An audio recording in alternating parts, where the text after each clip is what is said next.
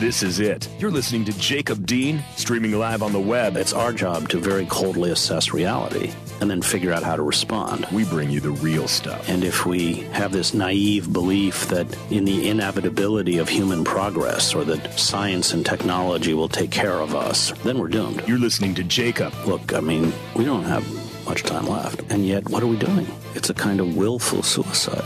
It's that twilight period that grips civilizations when they just disconnect from what's happening around them. The walls literally go down and they don't see it. You're listening to Jacob. Talk about resistance. I think we have to stand up now and carry out acts of nonviolent resistance.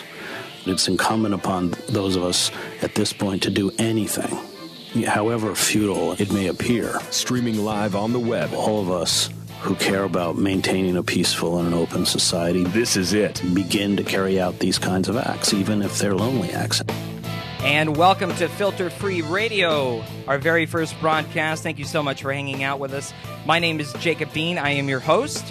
And that is right. Filter Free Radio now completes the weekly lineup here on RadioOrNot.com, the home of Nicole Sandler. And yeah, your progressive media fix, your independent progressive media fix is now filled all 5 days a week, Monday through Friday, live here on RadioOrNot.com. And my name is Jacob Dean. And before we get into the topics, we have lots to talk about, so much to talk about today. Lots happening in the D.C. and well, all over the country is really focused on the elephant in the room, which is the debt ceiling, obviously, the D.C. debt deal drama. And we do have a little bit of breaking news right now at the top of the hour. The House of Representatives is voting at this very second on the deal, whether or not they're going to pass the deal. And so we will keep you updated on the happenings of the deal and keep you updated on that. And allow me to introduce to you my fine and fantastic co-hosts for this evening. First of all, Skeptical Scott. I'd like to welcome Scott to the program. How's it going? Thank you very much. He's a really good friend of mine who I actually met through Drinking Liberally here in D.C., so I want to plug Drinking Liberally and tell everybody to get out there and get out there, get active, and especially tomorrow evening, which is National Day Out, National Day Out night or whatever, and we're going to be talking about that, and I've got a message behind that. And my other fantastic co-host for this evening, a very good friend of mine, a DC insider, I like to consider him. He's helped us out on the other program that I work on and is very up on the news. I consider him our resident news master of the program. Justin, how's it going, bud? I am doing great. I have quite a reputation to live up to now, I guess. Thank you. Thank you. and thanks for coming on tonight, guys, at short notice. I appreciate that. It's great to be here. So, without further ado, let's go ahead and get into the juicy bits, into the how you say, the elephant in the room. It's quite clear that everybody's focused on the debt ceiling, and for the first time in our nation's history, there was a potential default on our debts, and we came across a clip today that I have to play for you right now. Now, this was back in December of last year, December 7th, 2010. This was the press conference when President Obama made the announcement that they had made the deal with the House Republicans. They let the Bush tax cuts go for 2 more years as a compromise for 1 year of unemployment benefits. And one little interesting question came up in that press conference that we must revisit now. A reporter popped up and had a little. Well, I'll let the clip speak for itself. Listen to this. This is last year, and this is a press conference with President Obama. Listen to this very carefully. Mark Amner. How do these negotiations affect negotiations or talks with Republicans about raising the debt limit? Because it would seem that they have a significant amount of leverage over the White House now going in. Was there ever any attempt by the White House to include raising the debt limit as part of this package? When you say that it would seem they'll have a significant amount of leverage over the White House, what do you mean? In the the sense that they'll say essentially we're not going to agree to it unless the White House is able to or willing to agree to significant spending cuts across the board that probably go deeper and further than what you're willing to do. Well, what leverage would you have? Look, here's my expectation, and I'll take John Boehner at his word, that nobody, Democrat or Republican, is willing to see the full faith and credit of the United States government collapse, that would not be a good thing to happen. And so I think that there will be significant discussions about the debt limit vote. That's something that nobody ever likes to vote on. But once John Boehner is sworn in as a speaker, then he's going to have responsibilities to govern. You can't just stand on the sidelines and be a bomb thrower. Now, do you get that? That was over almost a year ago, back in December. A reporter in the White House, press conference jumped up and said, "Hey, President Obama, why didn't you include the debt ceiling in these negotiations?" And you have to believe, due to the lack of political experience, and I know Scott and I were talking before the show about just his inexperience and his excitedness, probably his nervousness to get that compromise taken care of, that he didn't even think that far down the road. And I should mention really quick for everyone who's watching us on Ustream, we were having some camera technical difficulties for the broadcast, so this broadcast will be audio only. And thank you for the fine comments on the graphic, but we will get the video broadcast up and going for next week as promised. So guys, thoughts on Obama being warned that this is what the Republicans had up their sleeves over a year ago, and here we are exactly. This is exactly where we are here today. Well, it shows that Obama is probably not the best judge of character. We've seen time and time again the president give far too much credence to the Republicans to do the right thing, be it keeping the government open or be it deficit reduction through the expiration of the Bush tax cuts. Absolutely. And the fact that he didn't see this coming until it was far too late is it speaks volumes about the his naivete, I suppose, in one sense. Pardon my interruption, Justin. Breaking news: the House passes the debt deal. They have the House just passed the debt deal, and the Senate is to vote on this tomorrow. And it looks like the total for that is 267 to 160 as of now. Yeah. And so there you have it. Breaking news. Yes, filter free. 267 to 160. We will bring you all the news that you need to know right here. So make Filter Free Radio your home for Monday evenings. Skeptical Scott, what's your thoughts? It's just more frustration, more the same. I mean, this is more indicative of the larger problem, and it's nothing different than what happened in the the Medicare bill or the health care bill. I mean, the fix was in. This was already decided. He actually gave away more. I'm sorry, his capitulation was greater than what they originally asked for. And so in the end, I mean, Obama tried to give away, I think it was $3.5–4 trillion in cuts, and they settled on like $2.4 trillion in cuts. Right. Which is, I mean, come on. Right. Yeah, that's obviously been one of Obama's biggest, I guess, coming from the left, one of the biggest criticisms coming from the left is his negotiation skills. We've seen multiple occasions now that President Obama... He's just weak.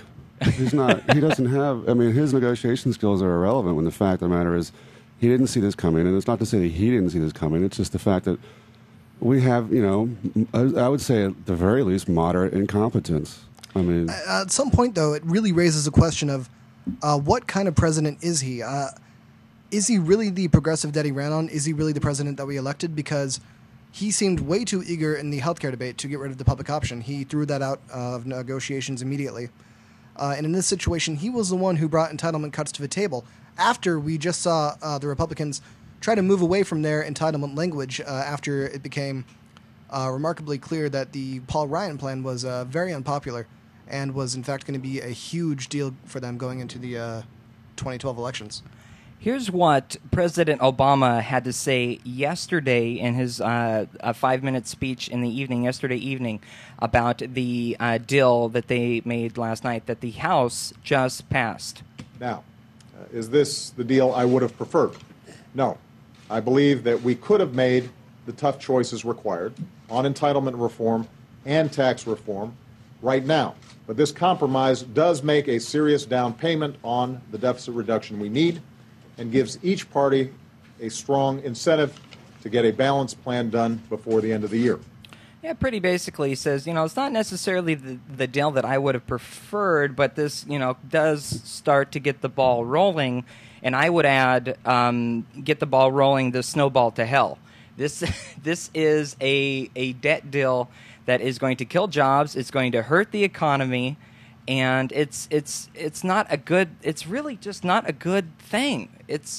I don't know. I'm lacking proper articulation to fill the void. But I have someone who I think can do that very well for me. Here I've got a couple clips that I want to share with you right off the top here from Bernie Sanders, who I would consider probably the best human being in our government today. And I was going to say Congress, but then it's like no. I mean, if public service. Public service, thank you. Here's Senator Sanders, not the Democrat. He is the independent senator from Vermont. Here's what he had to say. Despite Democratic control over the White House, despite Democratic control over the Senate, despite overwhelming opposition from the American people, a small minority of the members of the Republican-controlled House have successfully pushed an extreme right-wing agenda onto the American political landscape. I can't say it any better than that. I mean, how do you fight back? I mean, what do you do? It's a false paradigm, though. I mean, we're all sitting here talking about the debt as if it matters. I mean, everyone knows we got out of the Great Depression by spending. It just happened to be on the war. But spending is what gets people out of debt because why? The government is the employer of last resort. Right. And they also have the ability to collect money and distribute that money to people who need it, i.e. the poor. I mean, the real reality is you tax the rich and feed the poor, and you maintain an egalitarian society by high-end tax rates on people who make an obscene amount of money. But right now, those people with obscene amounts of money pretty much control everything. I mean, let's face it, it's going to cost Obama $1 billion to get reelected, and I'm not giving him any money.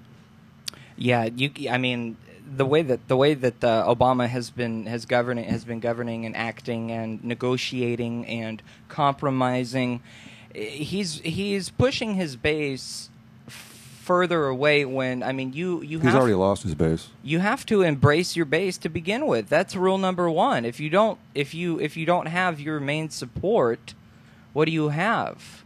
And I mean, the thought process behind Obama and their staff going into the 2012 elections is beyond my comprehension. I can't understand exactly what. It's incredibly cynical. I mean, you're dealing with people who. I mean, obviously, it brings to mind obviously, what happened this debt ceiling negotiation or whatever you want to call it. I mean, it's been the headlines for how long? What, a week or two? Right. And so what happens, there's an article on Saturday in the New York Times, I encourage everybody to go look it up, by Eric Dash. It's called Immobilization in Washington by Wall Street. Now, a small little blip in Saturday's paper about how all the lobbyists in Wall Street, including the Business Roundtable, including J.P. Morgan executives, came to Washington, met with Timothy Geithner in the Treasury room, in the Treasury building, in an ornate conference room, and they said, you got to get this done, and bam, it's done on Sunday. Now, I just want to go beyond that. It's not just cynical, it's also short-sighted.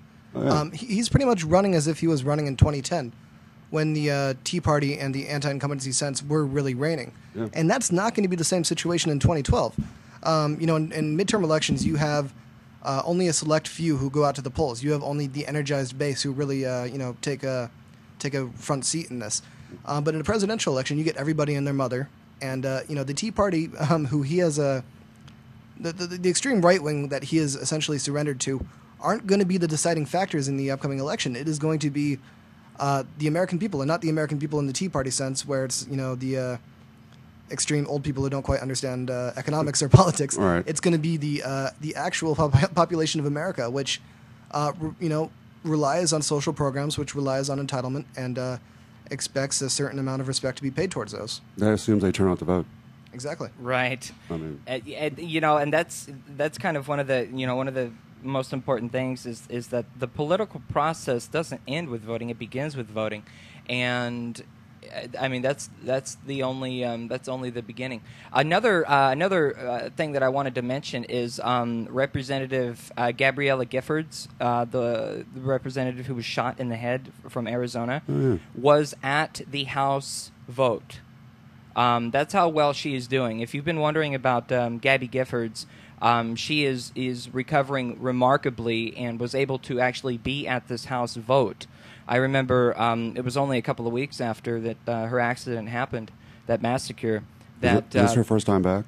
I'm not sure if it's her first time back, but I am watching on the television now. We're watching the breaking news for you so we can keep you up to date.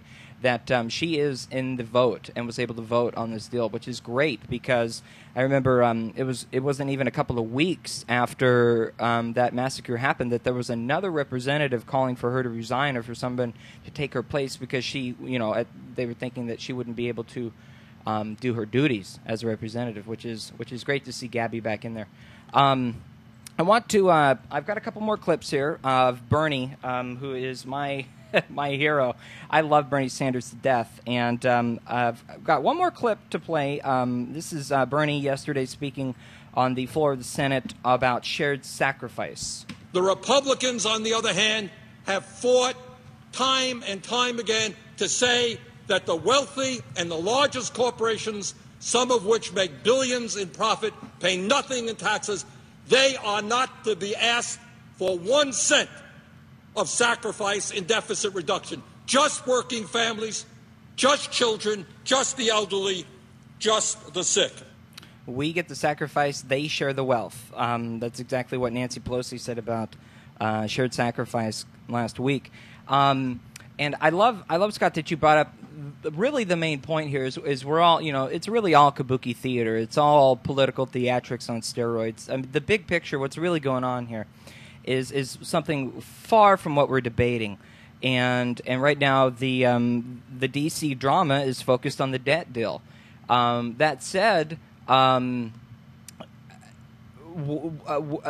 whether or not the debt ceiling is an issue or not, which we all kind of agree that it's a non-issue, Bernie, I mean, the whole meme of shared sacrifice is basically what got us into the entire, situation we are in now. How do we fight that? What do we do about that? Shared sacrifice is a slogan. It's bullshit. I mean, the reality is that there is no shared sacrifice. I mean, and first of all, the reality should be just called tax the rich. All right? I mean, right. It's one of those things that implies that we're all in this together, and we are not all in this together. It is the rest of us versus about 4,400, I would say, multi-billionaires who sort of pretty much run everything. I mean, the upper 1/10 of 1% versus the rest of society. And so we're not all in this together. And so taxes don't apply to everybody. And like Leona Hemsley famously said in the 1980s, I thought only the little people paid taxes. Yep. And that couldn't be more true today than it was back in Ronald Reagan's day. So, I mean, but I'm curious, Justin, your thoughts on how we can move forward, and is there any cure to this? Is there any way to get around this seeming to be the elephant in the room? Well, just jumping on the idea of shared sacrifice, it's not really sacrifice. It's paying your fair share. If I go out, with you guys and I have a meal, and I am expected to pay my portion of it, I'm not going to bitch and moan and say, "Oh my God, how come you guys are making me do this? Don't you realize that I'm never going to create jobs and go to China and screw you guys over forever?" No, it's my portion that I enjoyed, and it's my privilege for being able to do business with you guys, and that's something that Obama has tried to make a point on over and over again. That look, this is really just paying your fair share, and it's time to cough up. Yep. Carrie, no, finish. Go on. Oh, well, I was just going to add to that and say that, a lot of people, I mean, your average, I mean, we are obviously considered to be more informed than, your average voter because the citizens, the people out there don't have the time to read the news like we have. They don't have the time to follow the politics like we do. I mean, this is what we do. And most of them don't understand that the difference between, like, for example, just the debt ceiling is not more spending. I love the Tea Party signs out there that say, don't Don't raise the debt ceiling, cut the spending. The two are not related in any way. The debt ceiling is covering bills that we have already spent the money on, and cutting spending, which this just drives me nuts. What they're debating right now is not what we should be debating. Senator Sanders, and this is a little bit this is a pretty long clip, but I want to play this for you and talk about it before we get into the next break here at the bottom of the hour. Senator Sanders, just a month ago, actually it was June 27th, got up and gave a speech on the floor of the Senate for about an hour and a half, little under an hour and a half.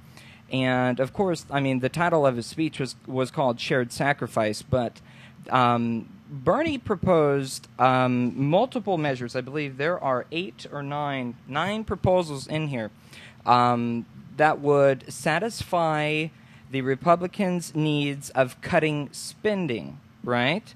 Well, some of it is cutting spending, some of it is revenue.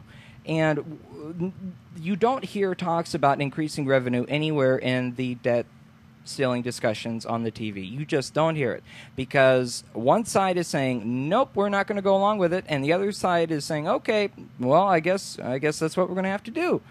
And I wish President Obama and the other leaders on the Democratic side would take a firmer stand, something like behind this clip I'm about to play for you from Senator Sanders. And Bernie lays out here very easily how to cut over $4 trillion in spending without hurting the poor, without hurting the middle class, without, well, you know, I'll let Bernie speak for himself, but I mean, shared sacrifice, we cut over $4 trillion. I just listen to this clip. It's a little long, and then we're going to break it down, and then we'll go to break. Let me just give you a few examples as to how we can reduce the deficit by more than $4 trillion over the next decade, and other people I know have other good ideas.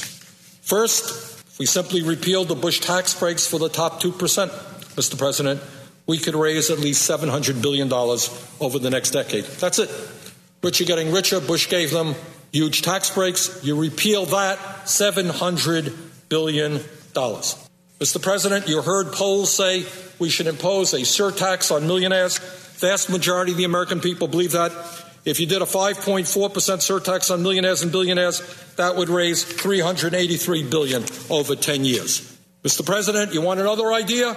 The United States government continues to reward companies that move U.S. manufacturing jobs overseas through loopholes in the tax code known as deferral and foreign source income. If we ended that absurdity, that policy alone, the Joint Tax Committee has estimated that we could raise more than $582 billion in revenue over the next 10 years. Now, what about that? $582 billion in revenue, and we stop the outsourcing of jobs so that maybe we can rebuild our manufacturing sector. Sounds to me like a pretty sensible idea. Makes a lot more sense to me than what the Republicans are talking about. Fourth, Mr. President, if we ended tax breaks and subsidies for big oil and gas companies, we could reduce the deficit by more than $40 billion over the next 10 years.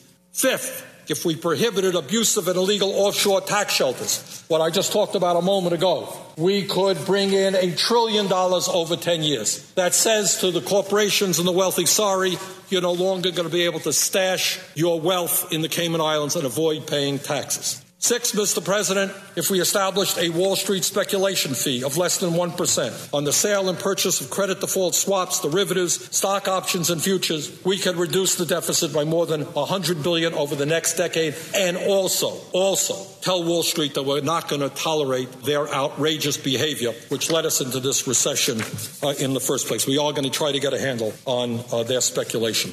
Number seven, Mr. President, if we tax capital gains and dividends the same way that we tax ordinary workers, we could raise more than $730 billion over the next decade. Why should somebody who clips dividend coupons pay a substantially lower tax rate than somebody who is out working on our streets or as a nurse or as a teacher? And frankly, Mr. President, in my view, and I think I speak for the majority of the people in my state of Vermont, and I suspect in this country, It is time to begin bringing the troops home from Iraq and Afghanistan at an accelerated rate. And when we do that, among other things, we also are going to save a substantial sum of money. Further, Mr. President, I will not deny for 1 second that there is waste and fraud and bureaucracy in almost every government program out there. I think we got to take a hard look at them all. And I believe that in addition to the Pentagon, we can save hundreds of billions of dollars a year by eliminating unnecessary bureaucracy. If we did all or some of these things, we could easily reduce the deficit by well over $4 trillion over the next decade, if not, in fact, much more. Now, I know that was a little bit of a long clip, and if you were able to make it all the way through that, did you know that something was missing in Bernie's lists of things that he wants to cut spending on? Certain things that were missing, things like, I don't know, Social Security, Medicare, Medicaid, the exact same things that the current plan that the House just passed. If you're just joining us, the House voted on and passed this bill within the last 20 minutes of this broadcast. Those aren't in the bill. And if I can't believe I'm saying this, but if you took the bill that they just passed and that passed and you were able to get, what, $2 trillion, $2.4 trillion out, and then you went and did what Bernie just laid out, that would be over $6.5 trillion. The debt is almost half gone, okay? And that goes right back to Scott's point of the fact that this whole thing isn't a big deal. I mean, it's very simple. Bernie's points: Bush tax cut, $700 billion. Surtax on the rich of 5.4%, $383 billion. Close the loopholes in the tax code, the deferral of foreign source income, and basically outsourcing the jobs. That saves us $582 billion. And the tax breaks and subsidies to the big oil and gas companies, $40 billion. And illegal offshore tax shelters, no stashing your wealth offshore. That would save $1 trillion. End the Wall Street speculation. Charge less than 1% of sell and purchase of credit default swaps, derivatives, stock options, futures. $100 billion. You notice how none of these have ever been brought up by Republicans at all? Never.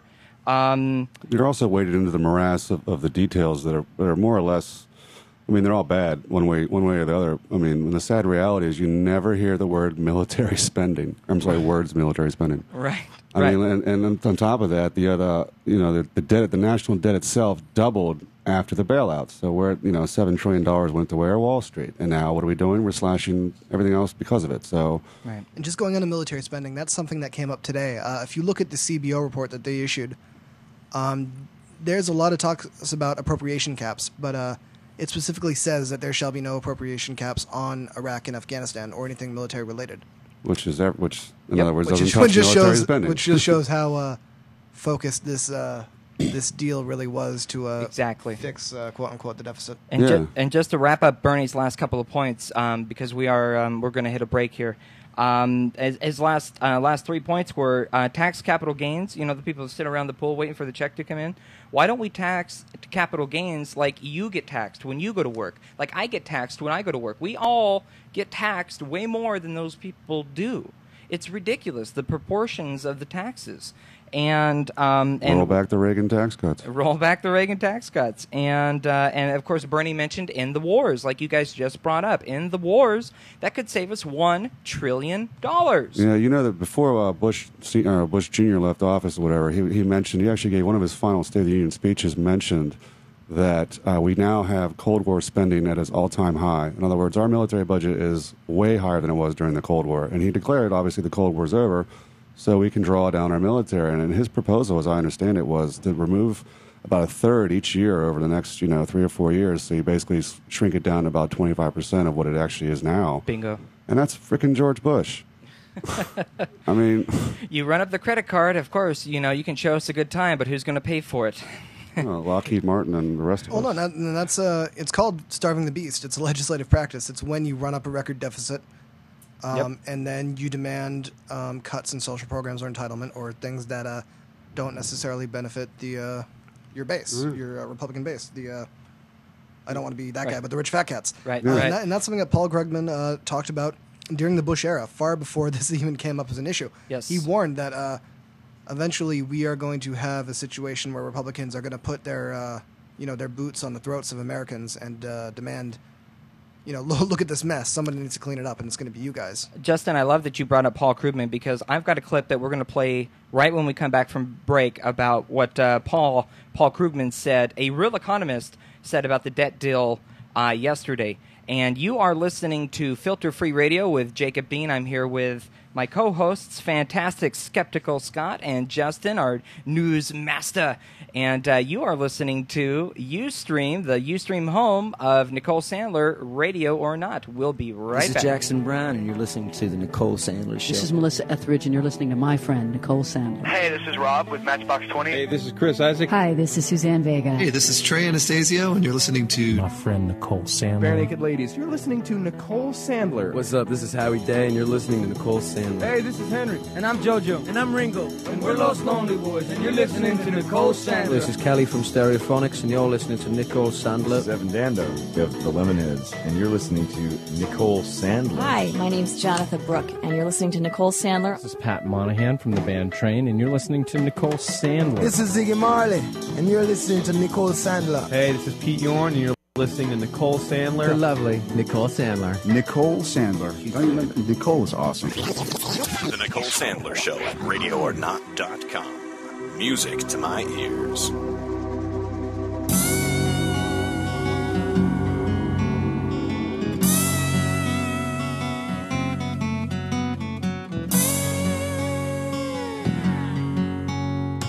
Election time in the USA. Another example of pay to play. 30-second sound bites making crazy claims, whipping up a frenzy with their advertising games. Big money pouring in like gasoline on flames. Democracy is up for sale, the price is still the same. No bottom. Hey, hey, there ain't no bottom.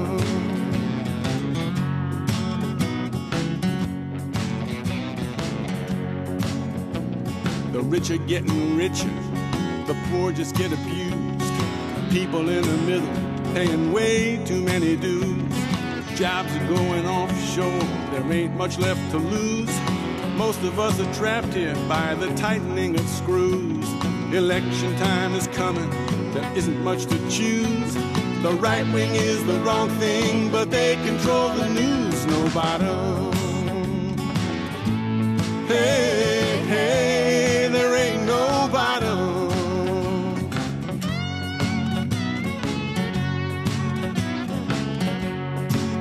There's no bottom in our politics, no bottom I can see. We celebrate the criminals and guilty men go free. Find someone to scapegoat, hang them from a tree, 'cause there ain't no bottom. Hey, hey, there ain't no bottom.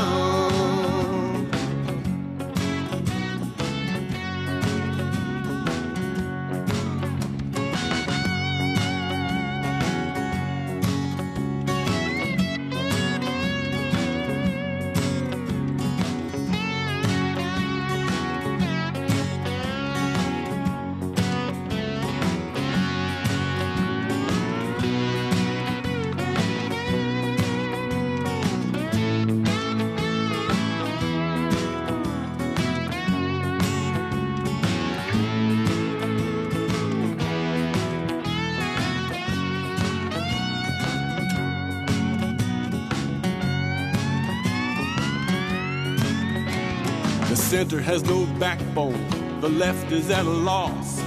Freedom's hanging by a thread like Christ upon the cross. All these politicians making deals out in the halls. Justice seems to have no legs, it barely even crawls. Everything is secret, but the camera's on the walls. Come on people, wake up, there's things we need to shake up. Things we need to break up before darkness falls. No bottom. Hey, hey, there ain't no bottom.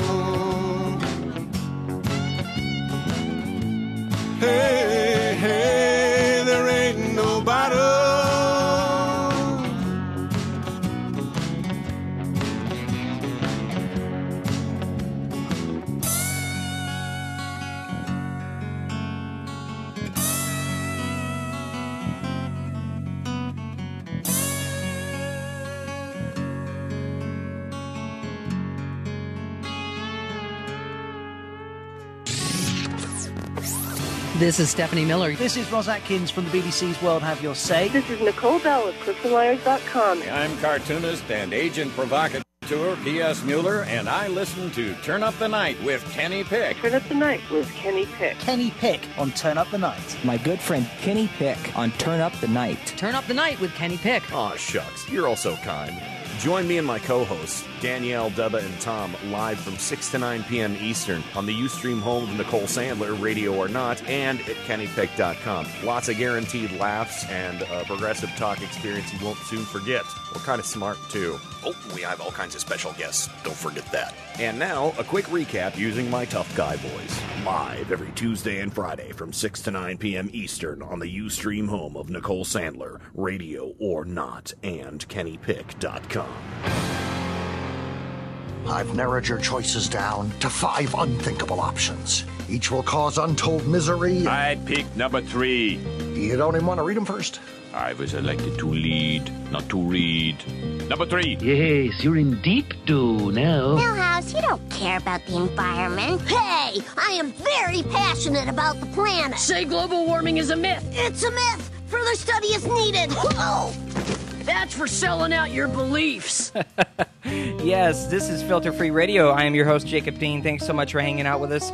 We will be broadcasting live Filter Free Radio every Monday evening right here on the Ustream home of Nicole Sandler, RadioOrNot.com. And you can find us on Ustream if you're in the chat room. Hey to everybody out in the chat room. Vic, Tom, Adam, thanks everybody for coming out and hanging out with us. And we do, if you're just joining us, we do have a little bit of breaking news. The House passed the debt deal vote by a vote of 269 to 161, and it will be up for vote in the Senate tomorrow.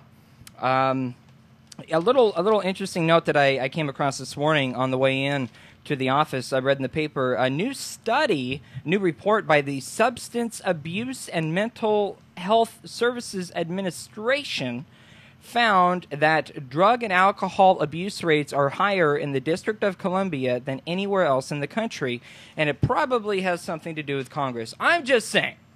Conservatives. Was that a bad joke? I don't have a buzzer yet. I'm still building my arsenal of thrills, as Kenny would say. But yeah, big shout out to everyone who's hanging out with us. Thank you so much.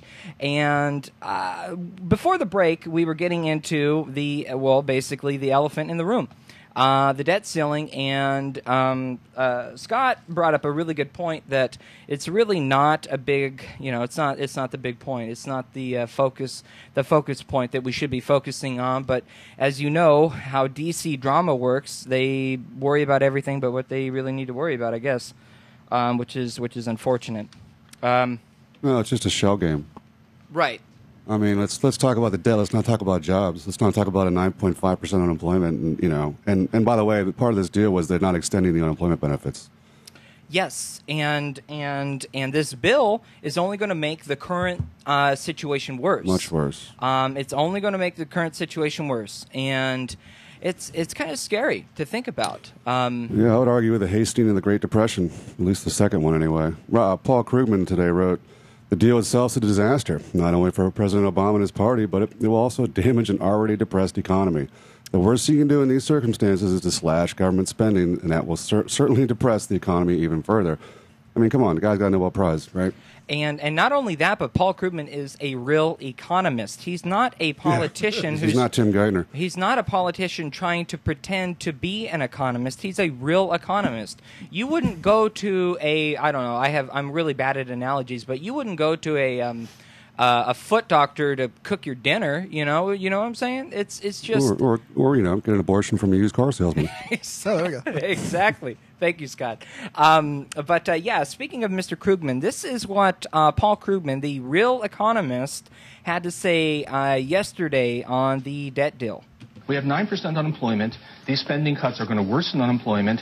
It's even going to hurt the long-run fiscal picture, because we have a situation where more and more people are becoming permanent long-term unemployed. And if you have a situation in which you're going to permanently raise the unemployment rate, which is what this is going to do, that's actually going to reduce future revenue. We've got these budget cuts, which are basically the Republicans said, we'll blow up the world economy unless you give us exactly what we want. And the president said, okay, I have nobody I know who thinks that the unemployment rate is going to be below 8% at the end of next year. There is no light at the end of this tunnel, and we're having a debate in Washington which is all about, gee, we're going to make this economy worse, but are we going to make it worse on 90% the Republicans' terms or 100% the Republicans' terms? And the answer is 100%. Yeah. That's a damn good answer. Which, in other words, who does it affect the most? I mean, because what you're looking at here is that, by their paradigm anyway, how do we lower the debt? Are we going to do it on the backs of the people who don't pay taxes and have plenty of money to lower the debt themselves? Right. Or do we pay it on the backs of those who need to be shared, sacrificed? Right. Now moving away from the economic impact of this and the, the actual substance of this, crappy debt deal, Krugman made a pretty good point in his column last night where he mentioned that, the long-term effect of this is that the Tea Party has learned that they can get whatever they want, and the extreme right has learned that basically extortion works, and we are already seeing that today. I just want to quickly read an interview that McConnell gave to Fox News earlier today. Yeah, go for it, bud. He says, with this entire crisis and the vote, he said it set the template for the future. In the future, Neil, no president in the near future, maybe in the distant future, is going to be able to get the debt ceiling increased without a reignition of the same discussion. And that is what is so terrifying about this. This is going to be a situation that's going to come up again and again and again. And if we're not careful, it's going to be a situation where we're going to have to, shave off more and more from social programs and more from entitlement to the point where we're not going to be able to recognize a country anymore unless if serious action is taken, which is why the president should have taken the 14th Amendment option. That was the only reasonable thing. Yep. If just to once and for all establish... he still has a right to do that. No, he still does, and there's still time, and God willing, we'll get a miracle, but that's not likely, considering this president's not the most strong person. Yeah, it goes back to what Obama initially marketed himself as, and it was a brilliant idea, hope and change undefined. But just imagine if he had gone on there after all this debate and just said, you know what, screw it, I'm taking my constitutional option as president, and I'm going to raise the ceiling. Right. And that's going to happen every time that I'm president. That would have, and he could have still made the argument. He could have still said, we'll still talk about deficit reform, but we're not going to, or we'll talk about deficit reduction, but we're not going to talk about it in this context. We're not going to have that be the, contingent to raise the debt limit to keep the country solvent. And he missed out on an opportunity, and he could have paved the way for both the rest of his presidency and future presidents. Which begs the question, why? That's that's the $64,000 question, Scott. Because he legitimately doesn't. Feel free to speculate. I think there's only so much that we can watch here without thinking that maybe he's a president who just doesn't care about entitlement programs. Yeah. This was not something that he, really ran on because nobody thought that anybody was going to be that crazy to, pursue such deep cuts. Bill Clinton. And it's becoming more and more apparent that he just doesn't care about a lot of the things that the base of the Democratic Party cares for. He may care for progressive social issues.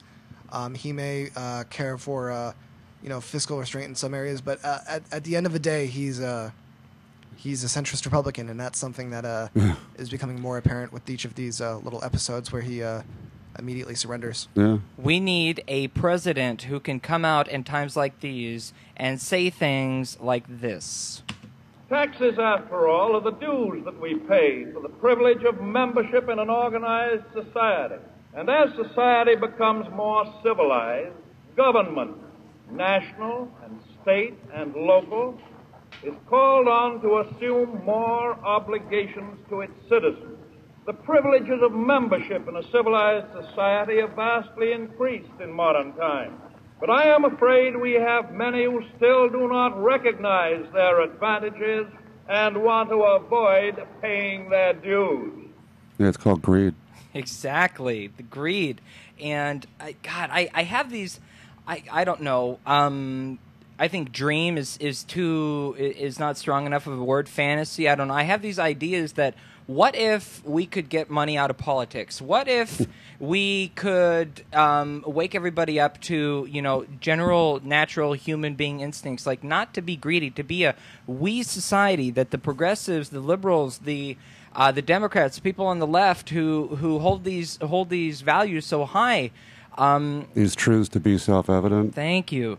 I mean, you know, that's the argument, that we don't even hold these truths anymore. Now we're debating what's facts. Right. And you start debating facts, you've already lost. You know, I mean, you really got to look at what's going on and then assess it from there rather than debate what is actually going on.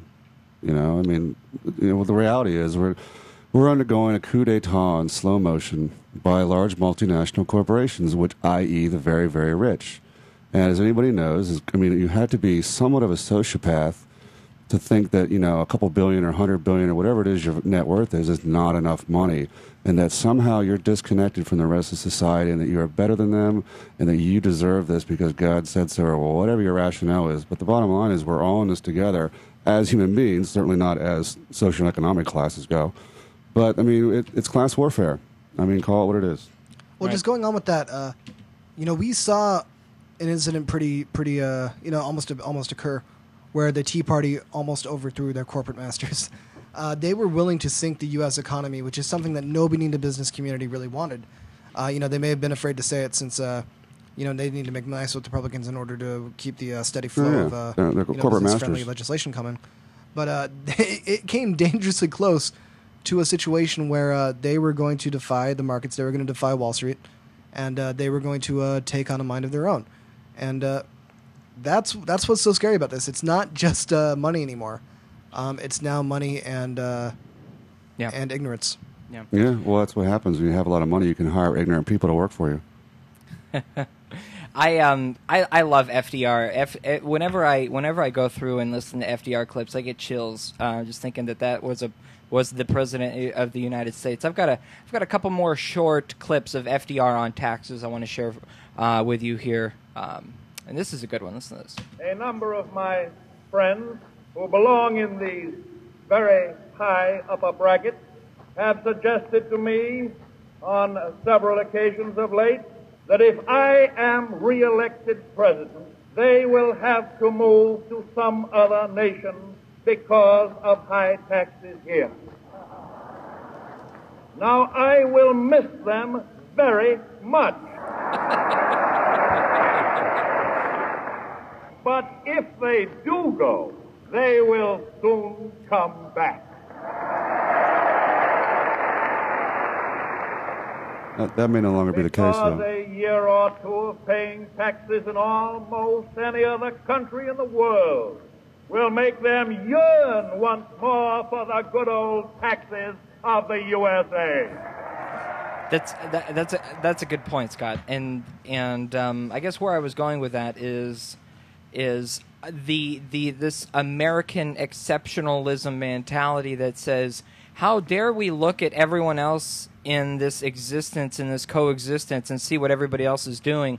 No, we can't use actual working ideas from other countries because America is the best. How dare we look at somebody else for an example or to better ourselves? That's how you create a groupthink. You keep people from looking outside themselves. You say, oh, well, all our solutions are within. Let's look from within. Well, you know, and what you have is you have the inability to really recognize, well, what works. I mean, because you're not looking at socialism. I mean, let's face it. If you ever watched Bill Maher this past week, his whole shtick was about how Americans love socialism and won't admit it. You know, I mean, right now we have a socialized military. We're all paying for it. I would go as far as to say it's not that they don't like it; it's that they don't know that it's socialism.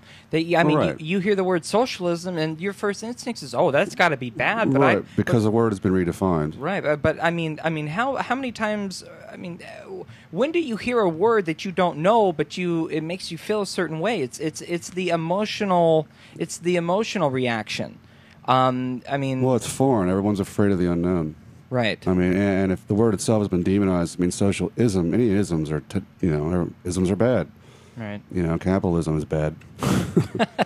Socialism, capitalism. Good save. Yeah. So I'm just saying, it's just, the fact of the matter is that we're not better than Europe, you know, and they are better than us in a lot of ways.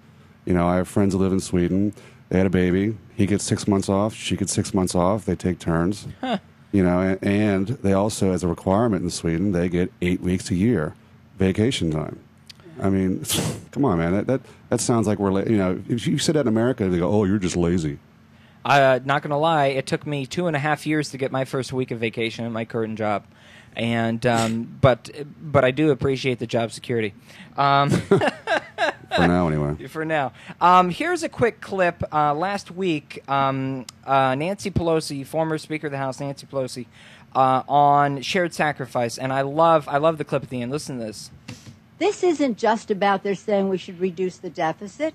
This is an excuse for the Republicans to undermine government, plain and simple. They don't just want to make cuts. They want to destroy food safety, clean air, clean water, the Department of Education. They do not like government. Malin said it over and over again about shared sacrifice. We get the sacrifice, they share the wealth. That's what it is. That's what it is. Yeah, it's called internalizing profits and externalizing costs. You know. And you hear this meme, this mantra going around that Obama doesn't have any business experience. How could he run the government? The government is not supposed to be ran like a effing business. Yeah, you're not supposed to make a profit. The government's supposed to break even and sort of balance things out, if you will. Right. It's supposed to pick up where the business leaves off. Right. And I don't know if you've ever noticed, but businesses really don't give a shit about anything else but money and profits. Well, that's part of their charter. Their goal is to make money. I mean, that's the end of. Honest to God, if the movie that changed the direction of my opinion in terms of politics was, I think it's a 2003 or 2007 documentary called The Corporation. I think it's 2003, and it was a Canadian documentary, and it basically analogized the corporation, to analyze the corporation through the eyes of, if you want to look of a psychologist. And by general definition, corporations themselves, if you were to apply, the human tag to them, are psychopaths. Because corporations are people, and they are psychopaths. I mean, that's the thing. I mean, and then this is long before Citizens United.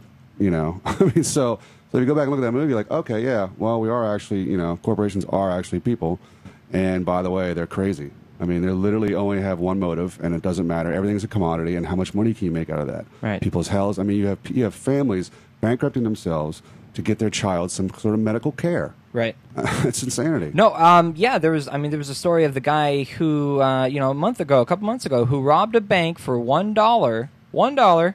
He walked into the bank, handed the teller note, said, "I'm robbing you. Please give me $1.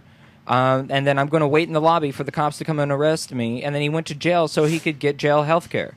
I mean, that's right, but they didn't hold him overnight, so he didn't get any health care. Right, but that's what it's. I know. That's the irony. That's what it's come down to. That's what people are thinking. I mean, your average person out there's, who's the term you're looking for is neo-feudalism.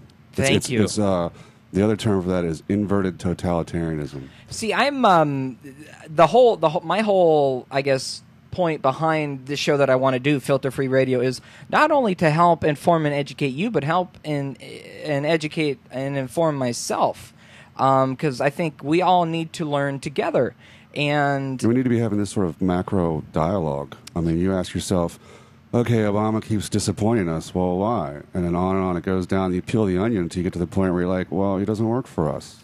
and speaking of that, I'm so happy you mentioned that, Scott, because tomorrow is also Turn Up the Night with Kenny Pick here on the Ustream home of Nicole Sandler, Radio or Not. But tomorrow is also National Night Out Night, or whatever they call it. It's you've heard of this, the National Night Out. No, what does it mean?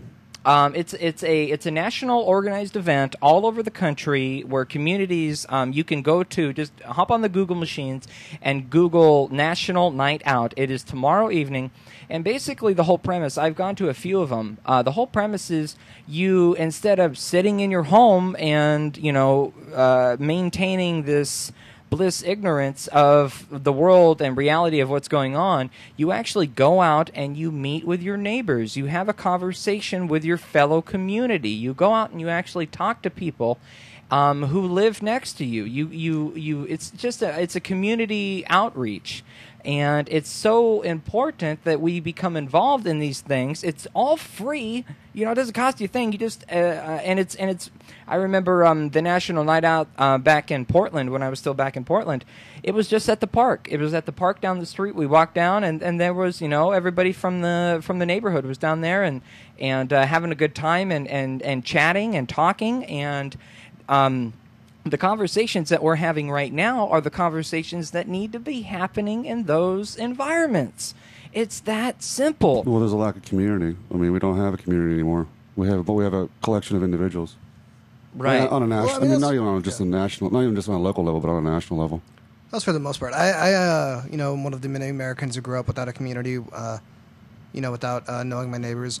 Right. And I just moved into Brooklyn, which is a weird little neighborhood in Northeast DC, and it's just kind of shocking that it's an actual neighborhood that still exists, and it's just it's apples and oranges between the level of happiness that you get living in an isolated world and living in a town where everybody. It's a very powerful thing that would be very beneficial. How long have you lived there? What do you know about Brookland?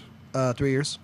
So are you familiar with the community itself? Because what it is, it's typically a largely impoverished neighborhood. No, I know, but it's still Well, right, but my point is that poverty brings people together. Oh, I mean, if you get to the point where we all sort of rely on each other because we don't have the money, your neighbors, borrow milk, however you want to look at it, drive you to the store, drive you to the hospital, whatever you need in terms of a community. I think you find it more frequently in impoverished neighborhoods and impoverished communities in general. The we society.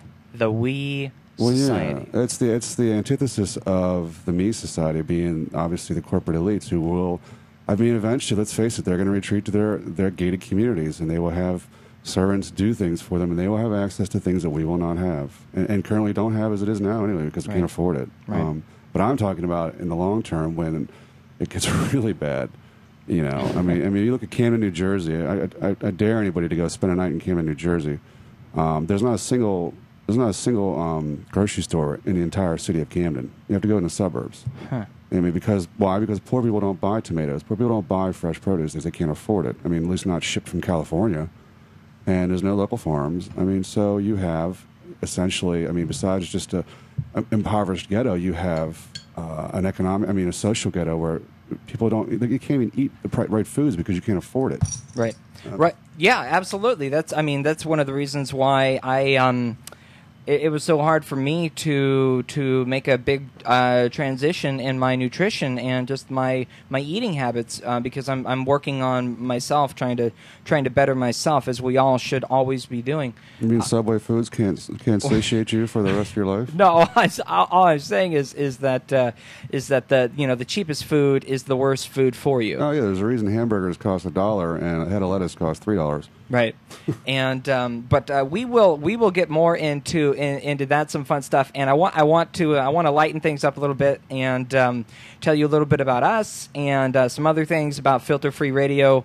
So hopefully you will be joining us every Monday evening here on the home of Nicole Sandler on Ustream. That is ustream.tv/channel/radio or not.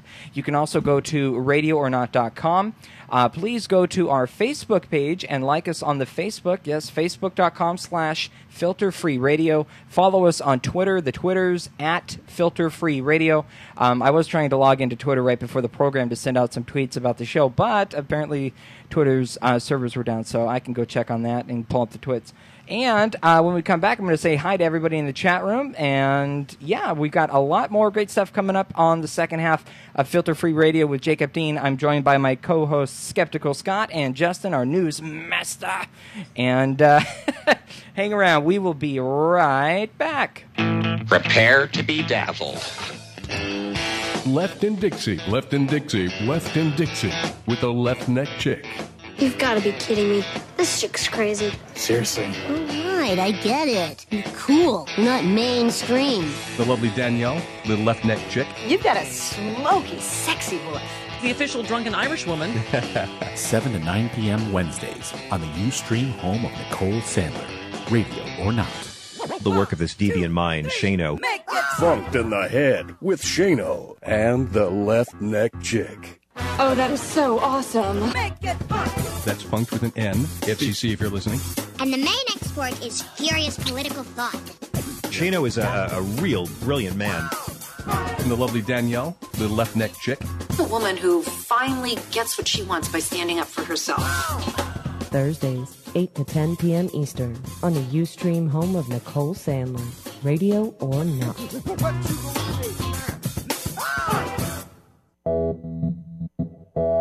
You're listening to WIN, the Workers' Independent News Service. I'm Jesse Russell.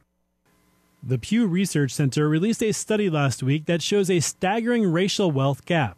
According to the study, in 2009, the median wealth of white households was 20 times that of black households and 18 times that of Hispanic households.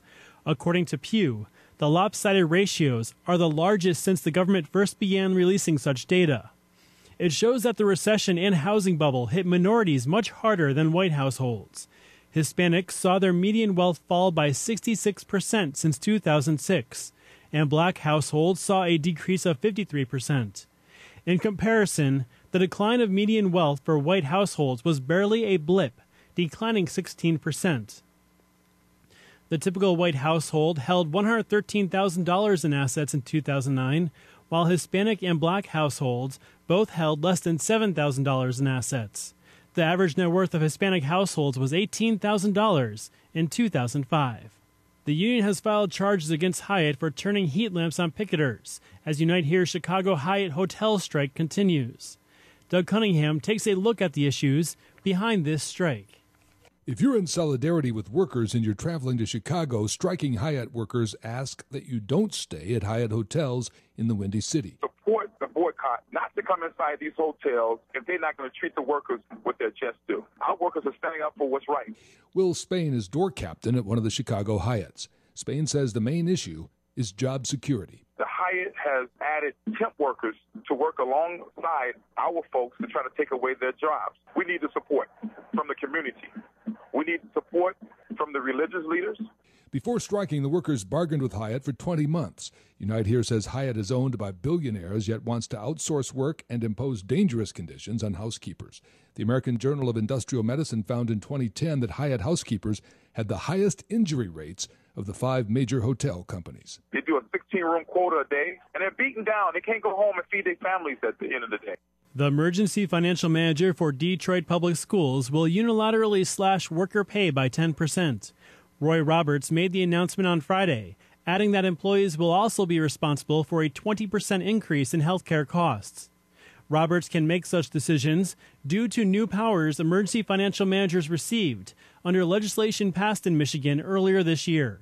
The pay cut starts on August 23rd, and the benefits hike starts on September 1st. Unions representing teachers and faculty are planning to challenge the decision in court. You've been listening to WIN, the Workers' Independent News. For more information, visit laborradio.org. Earth, Sky. A 2010 study of the world's vast reserves of underground water, called groundwater, has found that we're draining it twice as fast today as in 1960. Mark Bierkens, a research hydrologist with Utrecht University in the Netherlands, led the groundwater study. He said, "We're taking water out faster than it's being replenished." There's quite a large amount of groundwater that is extracted in excess to what is naturally recharging to the groundwater, to the aquifers, which means that there's quite a lot of groundwater depletion going on. Most of the groundwater we use is for growing food. The fastest groundwater losses, said Bierkens, are in some of the world's leading agricultural centers, India, Pakistan, China, and the Central Valley of California in the U.S. And, Bierkens said, there's a connection between what we eat in one part of the world and groundwater depletion in other parts of the world. For instance, if I go to the supermarket and I buy melons, these melons are grown in the southeast of Spain. They're grown with irrigated water. obtained from groundwater depletion. One thing that scientists don't know yet about groundwater is just how much total there is in the world, or exactly when a given area's groundwater will hit empty. More studies and better computer models, said Bierkens, might give people better advance warning of groundwater shortages. Earth Sky is a clear voice for science.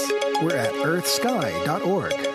This is it. There's a time when the operation of the machine becomes so odious, makes you so sick at heart that you can't take part. You can't even passively take part. And you've got to put your bodies upon the gears and upon the wheels, upon the levers, upon all the apparatus, and you've got to make it stop. So give me something to believe,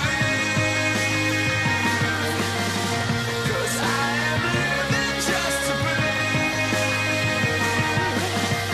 And I need something more to keep on breathing for. So give me something to believe. You're listening to Jacob Dean, streaming live on the web. The revolution will be broadcast. We bring you the real stuff. Thank you so much, Mr. Announcer Guy. Jacob Dean here with you. You are listening to Filter Free Radio, the very first, I might add, Filter Free Radio. Yes, we wanted to go ahead and make the,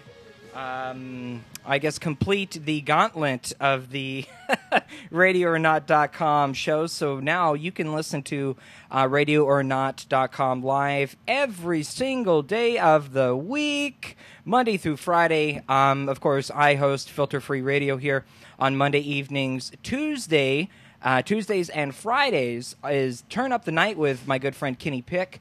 And don't forget, Wednesday night you can hang out with the Left Neck Chick on Left in Dixie. And Thursdays we get a little funky on Radio or Not. Yes, Shano, my good friend Shano, hosts Funked in the Head Thursday nights, and we are officially completed. The Ustream home of Nicole Sandler, Radio or Not, is completed. Thank you, Nicole. Yes, much appreciated, and I want to give I want to give a shout out to Nicole on my show, which is nothing like Nicole giving me a shout out on her show today, which is what she did. Really? Yes, big thanks and tip of the hat and cheers and all of the above to Nicole. I love Nicole. Actually, one of these days I hope to have Nicole on and have a conversation with her about. Well, I'm just a pure radio geek. I mean, radio, the audio streams flow in my blood to the extent that I would even want to talk to Nicole about her times producing the Mark and Brian show. But I don't know. I don't even know if you guys know who Mark and Brian is. But nope. Nicole used to produce for them, and I'm just that I'm an oldies classic rock junkie, but. If you're just joining us, our first hour tonight was pretty heavy. We were discussing the D.C. debt deal drama, and if you are just joining us, the House passed the bill. It's official. The House passed the debt bill this evening about an hour ago. Right now, about an hour ago, they passed the bill, and the Senate's going to vote on it tomorrow. So we shall see. We shall see where that goes. This hour I wanted to have a little bit more fun, lighten it up a little bit, and give you a chance, I guess, to get to know me a little bit, since this is the first broadcast, and tell you a little bit about myself, and then my fantastic co-hosts for this evening would also like to introduce themselves and tell you I don't know, name and favorite food and favorite color and whatever you guys want to do. Not so much. Not so much. Like I said, my background is pure radio. I can wire up your studio, no problem, but don't ask me to fix your computer because I don't know what to do. That's true. He knows from personal experience. But no, my name is Jacob, and I've hosted a number of shows before. I've done college radio shows, and I've done some shows back in Portland. I am originally from Portland, Oregon, and I will always forever consider Portland to be home, even though I do live here in D.C. in the belly of the beast, and it's Chocolate City, baby. It's it's not the belly of the beast. Come on, man. Only 400,000 people actually live in the city, and the majority of them are African American. And all the congressmen and crap, they live in Northern Virginia in their mansions. Right. So it's not technically the belly of the beast. Right. But Yeah, well, my point is Portland will always be home, and if you don't know anything about Portland, Oregon, or if you've ever been intrigued about it, it's definitely worth visiting. And but don't stay because there's not enough room for all of us. And I'm kidding, but I sure do miss Portland. It was a fantastic city, and anything that you know about Portland, you could basically use that to describe myself in general. It was born very goofy. I'm your goofy-esque kind of have fun, just a general have fun attitude and mentality. But at the same time, we need to be informed and educated, and that's kind of what I'm aiming to do with Filter Free Radio is to educate, to inform, and to have a little fun. And so we do have some fun things that we're going to get to before the program's over. And but I do want to say that if you have any questions or if you want to get to know me, you can follow me on the Twitter. That's at Filter Free Radio. Facebook.com/filterfreeradio. And I will mention it, but don't go to it now. You can go to filterfreeradio.com, and there's just a cute little picture with a little coming soon.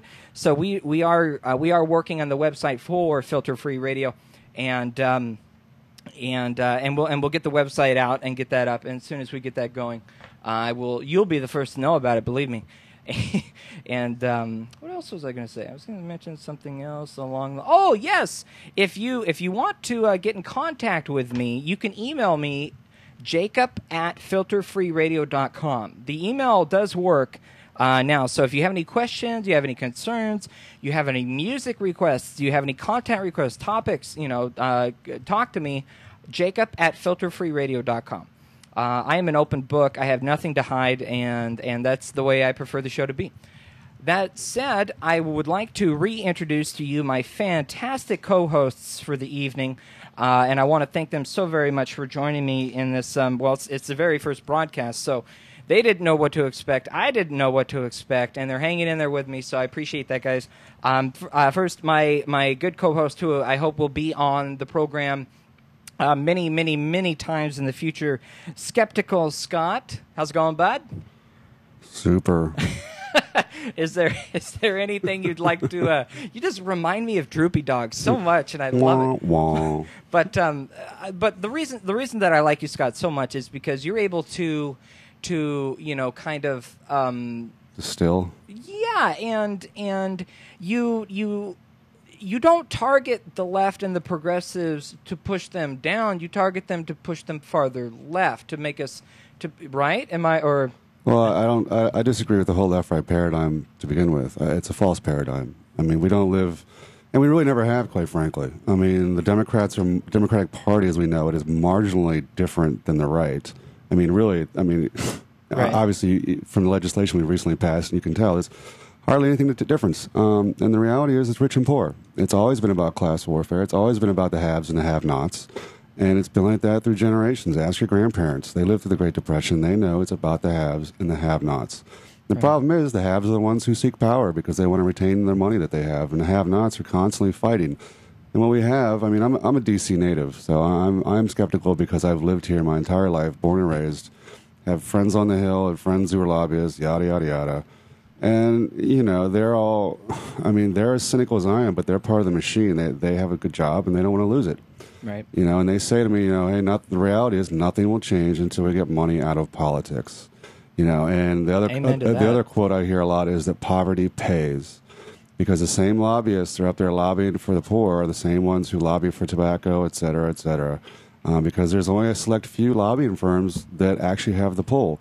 And what makes a good lobbyist? It's somebody who's worked for one of the previous congressmen, et cetera. It's a revolving door. It's an incestuous business. And it's their own little personal echo chamber. And you look at Bill Clinton, you look at Barack Obama, and you look at the rest of. I mean, it doesn't matter. I mean, Republican or Democrat, it doesn't matter. You come to Washington and you're beholden to those who got you there. You're beholden to those who are going to keep you there. And let's face it. I mean, you can manipulate the media to get people to vote the way you want to. I'm ashamed to say I voted for Dennis Kucinich in the primary, and I was real skeptical of Obama because he seemed way too moderate for me. I don't think you need to be ashamed about voting for Dennis at all. I'm not ashamed of it. It's just that people think, oh, this guy's Right. No one likes Dennis Kucinich for numerous reasons. It's not that nobody likes Dennis. It's that nobody takes Dennis seriously. Mm-hmm. Nobody takes Dennis seriously. Because he's honest. Oh my goodness, honest. When did telling the truth become a political act? Well, I think you should also mention that the impetus for the name of the show, Filter Free, is that in Washington, D.C., everybody operates on a filter. Nobody talks about the elephant in the room. Everyone sits around and goes, oh my God, what do you think of this debt ceiling? When everyone knows it's the effing jobs and the effing economy. Because let's face it, jobs create revenue. I mean, if I had a job, I go out and I spend my money. The small businessman gets that money and he regenerates it, and on it goes into the community and so on. But we don't have that. So what are we going to do? We're just going to slash what services we have left rather than raise the money to maintain what we have. I mean, yeah, sure, there's bureaucracy and sure there's, somewhat of, I guess, if you want to call it government corruption. Yeah. But, I mean, that is a symptom of the people themselves who are put there to do just that. It's not really a symptom of a representation of the people itself, of us. Well said. I can't say it any better myself, Scott. Yeah. And the other voice, the third voice that you've been hearing this evening, my other co-host, my fantastic, I've been calling you Newsmaster, but Justin, thanks for coming on and hanging out with me tonight, man. Hey, anytime, Jacob. Is there anything you want to share with the people? I know we met because we work right next to each other. And I remember one of the first conversations we ever had was you told me that Bob Dylan was going to be in town and that you had an extra ticket that I might have been able to buy off of you. And I said yes. And then we went and saw Bob Dylan, and it was amazing. That was an awesome show. Really? Did I not know you then? No. But that's disappointing to hear. Thanks. But I just want to say thank you guys so much for coming on and hanging out. Yeah. What's on the top of your mind? I mean, the big thing that I wanted to talk about today was the debt ceiling, because we're not going to be talking about it guaranteed on the next program. It's all going to be said and done by then, hopefully, theoretically. Well, I guess not hopefully, but temporarily. Thank you. But what's on the top of your mind, Justin? I mean, you live here in D.C., you work in D.C., you are in the goings and the happenings, and I'm just curious. What are your thoughts? Well, just going off what Scott was saying, when you cover the Hill, or when you're just out there, you are always kind of buying into the game, and it's really easy to remember that so much of his stuff is just artificial, and that you're essentially working with the script, or you're working with the drama that's been established. I mean, you have the people who are rallying for massive cuts in discretionary spending. Not discretionary spending, and at the end of the day, that doesn't even matter. Right. But you so often lose an entire news cycle to talking about something that's too small to even exist. Hey, what's going on? So I don't know. That's just going off what Scott was saying. It really is easy to lose yourself in the drama of the moment and forget that. I know very good people who have taken jobs in the Hill who. Good, honest, hardworking individuals who say, "I'm not going to call the elephant in the room. Why would I do that? I would lose my job. Mm-hmm. Exactly. And I'm making a good living. And if I keep going this way, I can improve. I can move up and make more money, and so on and so forth. It's called a meritocracy. You're rewarded for your achievements within the system, and if you deviate from that, then you're not rewarded. And you're subjected to expulsion. Ralph Nader comes to mind. Yeah. Oh gosh, I love Ralph.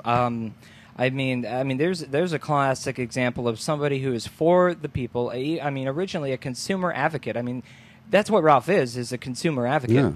Yeah. And it's just nobody takes him seriously. He, when he ran in the 2000 election, Democrats went after him because they blamed him for the loss. And they scapegoated him. Well, exactly. He didn't do shit. He was not the reason that they lost. The reason that they lost is because Bush stole the fucking election. Well, Supreme Court. Well, let's just remember Nader has had some pretty terrible ideas as well. Well, yeah, but I just want to mention endorsing Bloomberg for president. This disclaimer noted. God, when did he do that? He did that. Like he was for a long time trying to gin up a third party run from Bloomberg, and his last book that he released was pretty much calling for more rich people to enter politics. Because Well, that's his book. I Is suppose Only he the has Rich Can Save Us. Right. But the book Only the Rich Can Save Us. Right. Yeah. Well, and the Well, I mean, whole there's some kind of belief that he has that at one point you're going to be satisfied with the amount of money that you're making. You're going to be too rich to really care, and you'll be able to focus on what really matters. But that Clearly, that's not the case. doesn't happen. I mean, there's on the contrary of that, one of you're talking about the corporation, Scott, that was a life-changing movie to you. One of the life-changing movies for me was a documentary called I Am by good one. by Tom Shadyac, who Tom Shadyac is actually on. He's the director behind Liar Liar, behind Ace Ventura, behind The Nutty Professor. I mean, this guy is brilliant. And of course, I mean, if you notice what's in common with all those movies is they're comedies. And he decided, this is a multi-million-dollar Hollywood lifestyle director. He's best friends with Jim Carrey, best friends with the A-list of the A-list people, and he's got all these millions of dollars. He's got mansions, he's got Ferraris, he's got you name it, he's got it. And you have to watch this documentary called I Am, because the whole premise of the documentary is all of that didn't make him happy. He wasn't happy. And he traded it all, I shit you not, for a trailer park in Malibu. He lives in a trailer home. Oh, come on, dude. No, and he No, I lives... know that, but it's Malibu. Well, but I saw the movie, and he's got a $1 million trailer, okay? But it's just not a $20 million home like he used to have. But it's the point. No, I understand. No, he's living upper middle class versus living extremely rich. Right. Which is valid. And it kind of these things always tend to come full circle. But it's just I don't know. There's what I love, what I notice. I guess I don't love. Actually, what I hate is hate's such a strong word. Make up your mind. What I dislike, loathe, is the fact that you turn on the news, you turn on the TV, you go to the computer, and everybody's got problems. Problems here, problems there. You got the debt problem, you got the unemployment problem, and we all acknowledge that the problems are there. But who the hell's talking about solutions? Who's providing real solutions? Rational solutions that really work and that everyone can go along with. But there's the problem right there. Not everybody's going to go along with it because not everybody's on the same boat. You know what I'm saying? And it's frustrating. Did you want to read that Chris Hedges quote? Go for it. I don't have it in front of me. I just know off the top of my head. It's our task to remember that all the great correctives in history never achieved political power, ever. Not the suffragists, not the labor movement, not the civil rights movement, none of them.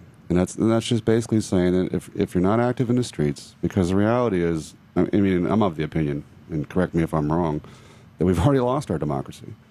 Examples after examples. We can spend hours and hours and hours talking about symptoms, and I would argue that the debt ceiling is a symptom. Not even the debate itself is a symptom of the larger problem. Right. The larger problem is a disparity of wealth in our society, and basically, I would say, for lack of a better term, oppression from the rich. Right. We're on the road to a banana republic. We're on the road, if we haven't already reached it, to neo-feudalism.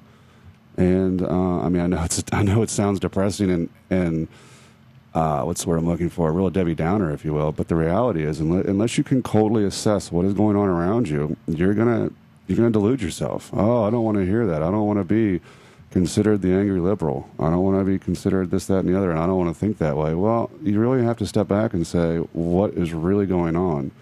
And I think when you peel the onion, to coin a phrase, you look and you say, well, A equals B equals C, and we are at this point because we don't have... I'll step back for a second and sort of regurgitate some history for you, and that is that the FDR, we can all deify him, and everyone loves FDR, I know I do, but he was scared to death of the anarchists and the socialists and the communists and the radicals that were in the streets protesting. He was pushed from the left, by the Kingfisher. I forget the guy's name. Right. You're right. Yeah, so he at one point he acquiesced, and because things started to improve and the right sort of pushed back, and so he cut back on the government spending, and the depression got a little worse again, and then all of a sudden World War II broke out, and the spending quadrupled or whatever the number is. It went up exponentially, and things got better. And the reality is that government spending is the last resort, not government cutting. And where does the money come from and where does the money go? I mean, people are holding on. There's money out there. The fact of the matter is there's money sitting there not being used. And it's the bank bailouts. The banks in these industries have tons of money. All these guys have gotten bonuses again. And the money's not being taxed. It's not being recirculated. It's sort of it's just a giant money grab. I mean, one of my favorite quotes is, Matt Taibbi and his The Long Con That's Breaking America, and the vampire squid has its tentacles wrapped around the face of humanity and it's stuffing its blood funnel into anything that looks like money. And there you go. Hey, it works. Waka. It works. Yeah. Waka, waka, Waka waka. waka. Just trying to lighten the mood a little bit. Oh yes, maybe I should throw in some more sound effects and yeah. And, well, that's the other thing too. I mean, it's so fucking bad that if you can't laugh at it, you're not going to be able to cope with it. And you need to be able to turn the anger. You need to be able to turn that that negative feeling into a positive action. And I know it's really hard, and it's a lot easier to say. It's a lot easier said than done. But I mean, it's the truth. Well, you have to, like Graminsky said, you have to practice pessimism of the mind and optimism of the will. I mean, it sounds easier said than done. And Scott, that's why I have you on the show, because you say the things that I'm thinking that I can't say. I do my best. You mentioned FDR, and I can't go 20 minutes without playing an FDR clip on taxes. Give me just a second. If in its application imperfections are discovered, they must be corrected for the good of American business, just like imperfections in any other statute of the federal government or the state or the locality. You get that? What he's saying there is if you run a business and you notice that there's a problem, you fix the problem in the business. If you notice that there's a problem in the government, you fix the problem in the government. Hence, going back to what, Scott, you were saying is, if we're not in the streets and being heard and being seen, there will be no fixing of the problems. We don't have anything else. What are you talking about? We have the Tea Party, and they're totally fixing everything. I mean, they're defunding NPR, and that just needs to happen because we can't have NPR making our children into Sharia law robots. Oh, how dare they inform them? That's They're also making sure that Social Security isn't going to be around long enough to suffocate our delicate seniors. So there's another public service right there. Right. And they're also giving a voice to the voiceless, or at least those who have been voiceless for the 16 months that Obama has been president. Oh yeah, but you have to acknowledge though that their anger is valid. No, I understand that their anger is valid. That's the rub. The rub is that they are angry and they are active. The problem is they've been co-opted by large multinationals like the Koch brothers, who say, "Oh, we're gonna filter and we're gonna funnel that anger and energy into what we want, and we're gonna tell you what you want to hear," which is scapegoating of everybody. There's a certain segment of American society who will always be angry no matter how much they are played to. I mean, these are the same people who, under the Bush era, were kind of courted to the point of decadence. They were... Talking about the Christian right? Exactly. Yeah, I mean, these are the same people. I mean, it's not like the Christian right just disappeared and suddenly there's this like new Tea Party. As much as they would try to say... Oh, it's the same. You know, these are people who have been out of politics their entire lives and who have never voted before, yada, yada, yada. Let's just like admit it that these are the people who voted for Bush, and that these, and as much as they would like to deny it now, they are the reason why we are in the situation that we are in today. We are up against the clock. We're gonna have to take a break here in a minute, but I want to propose an interesting question. Is it worth fighting the system like I guess we're trying to do, or is it worth using the system to our advantage? And no, you have to work for them without the system. Well, I mean, you need both. You need everything. I mean, you need good people working within the system. You know, you need the Elizabeth Warrens of the world running for Senate. God knows we need someone like her, and you know, I'd say 99 more Bernie Sanders in the Senate. Amen. But you also need the people on the outside pushing. I mean, Richard Nixon, Ralph Nader loved to say Richard Nixon was our last liberal president. Because he passed the EPA, and why did he do all these things? Because he was scared to death. I came across some interesting information, something about Nixon and the EPA, and I guess it was there was a vote that actually overturned that or something. But I can look up the details and we can come back with that. And I do have a very interesting. We're going to touch a little bit more on the debt ceiling because it's obviously the elephant in the room, and I will. premiere our Fooled Again bit for that, because they're not fooling me, and I hope they're not fooling you. You're listening to Filter Free Radio. I'm Jacob Dean, here with my co-hosts Skeptical Scott and Justin, and you are on the Ustream home of Nicole Sandler, which is where we are broadcasting. A million thanks to Nicole for giving me the opportunity to do this program, and for the fantastic shout-out she gave me on the show today.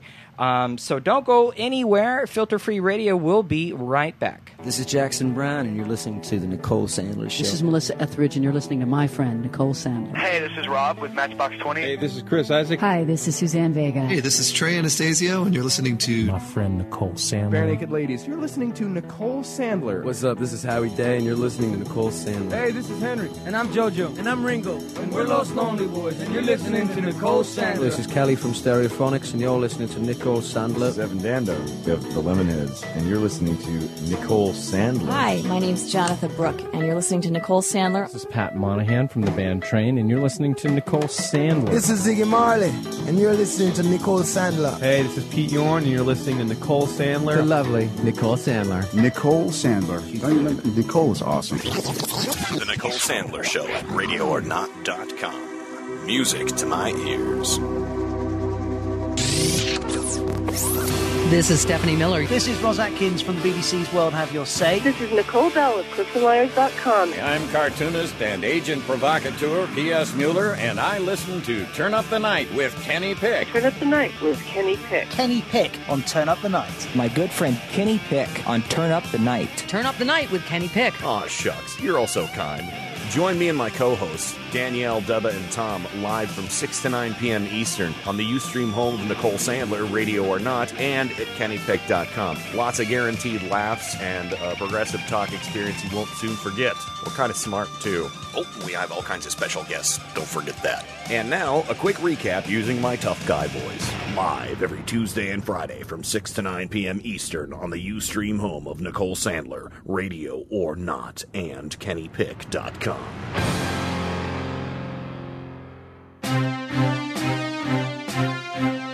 This is Stanley Douglas with news from the Great Redepression, brought to you by the Funny Times, because we're living in funny times. Today, we take a look at the plight of recent college graduate Jonah Whiteside. After completing his master's degree in physics at Fairfield State University last spring, Whiteside found no work in his field and has had to get by as a warehouse employee at a regional Target distribution center. We asked this bright, well-educated young man how he intends to pay off nearly $140,000 in college loans before he dies. Really? Before I die? Can't you see I'm already dead in this hellhole? The freaking Peace Corps won't even take me because I learned how to blow up the world in grad school. Ow! Ow! Still, there is always hope that someday Jonah Whiteside will go on to crack the dimensional divide and take us all to a place where we can feed like jellyfish. With the young, there is always hope, or something you can market to older people. This is Stanley Douglas, looking forward to Ford Motors' revolutionary horse-drawn Focus. For more news, go to howdyland.com.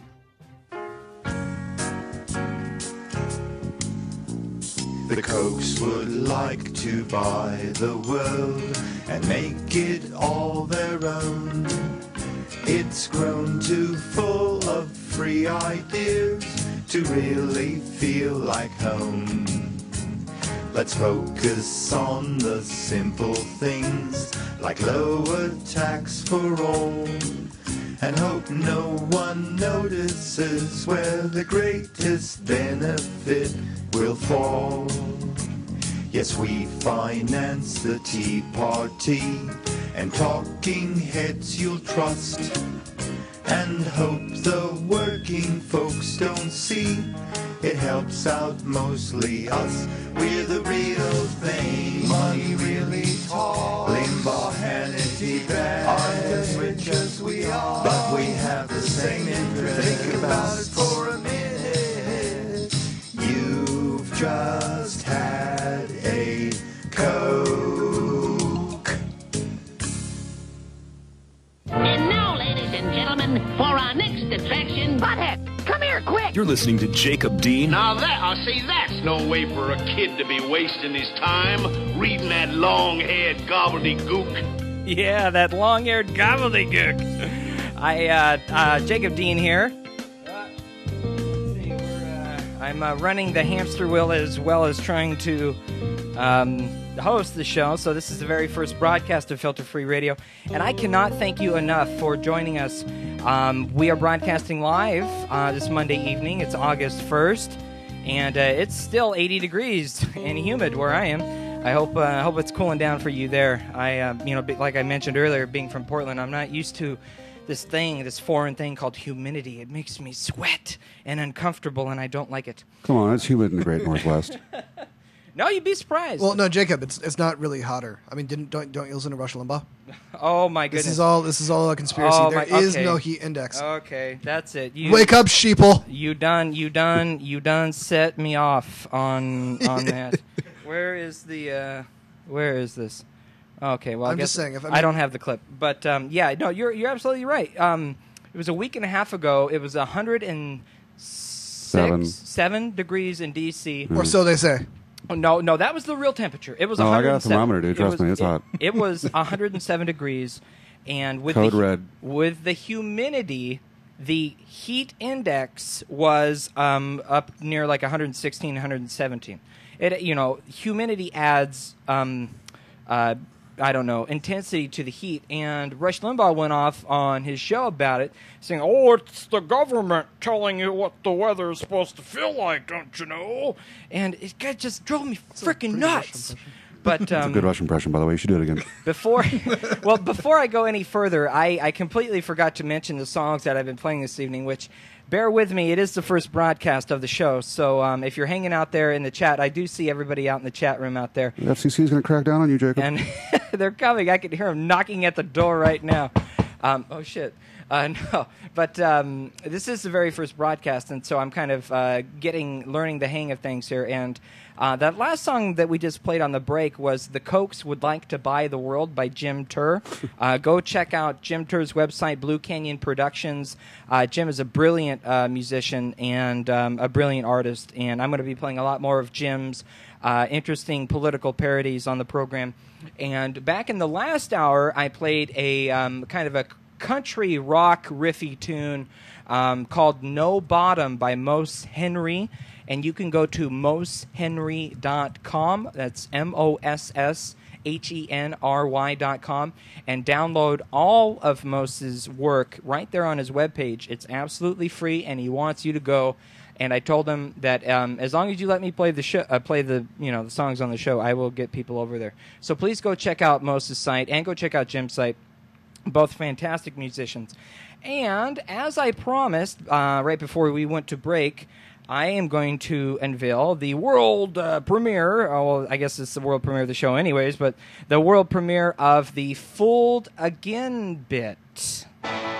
In my line of work, you got to keep repeating things over and over and over again for the truth to sink in, to kind of catapult the propaganda. You bet I cut the taxes at the top. That encourages entrepreneurship. What we Republicans should stand for is growth in the economy. We ought to make the pie higher. There's an old saying in Tennessee, I know it's in Texas, probably in Tennessee, that says, "Fool me once, shame on you." Fool me, we can't get fooled again.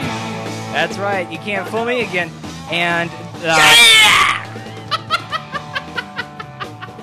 oh, too soon? No, that was perfect. Thank you, Justin. That just hurt. That was intense. I was like, oh my goodness, my ear is barely even bleeding. I'm sorry. No, it's great.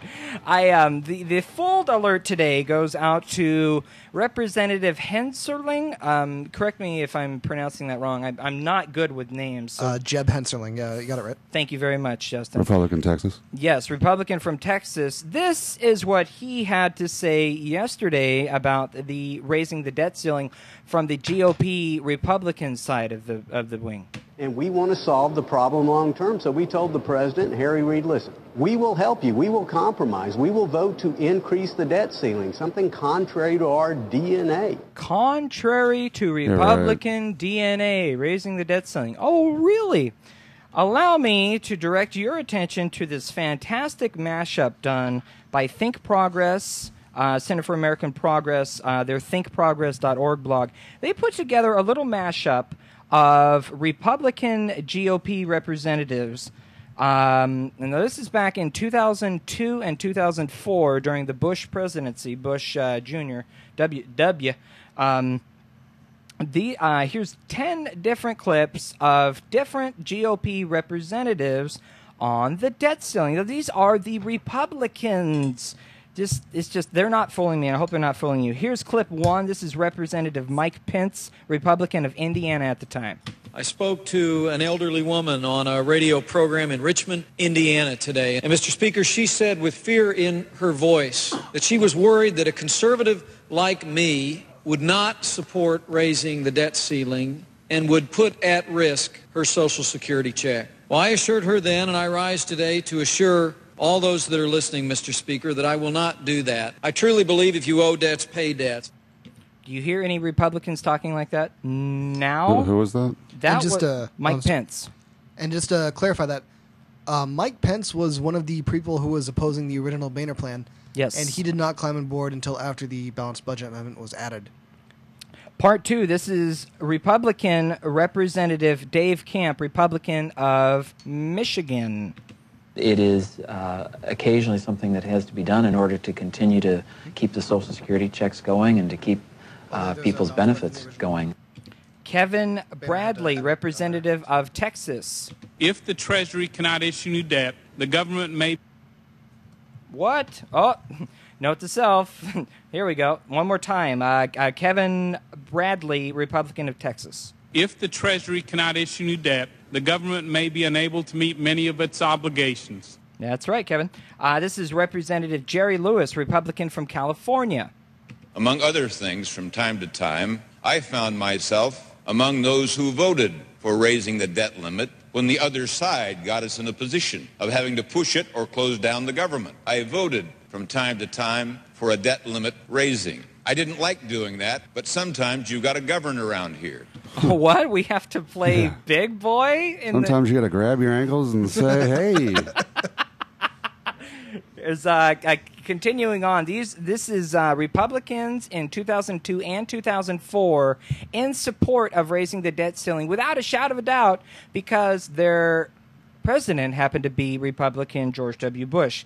Continuing on, Representative Mark Thornberry, Republican from Texas. We've got to raise the debt. That's to prevent default, and so that's a chance for demagoguery. It's not really a real issue.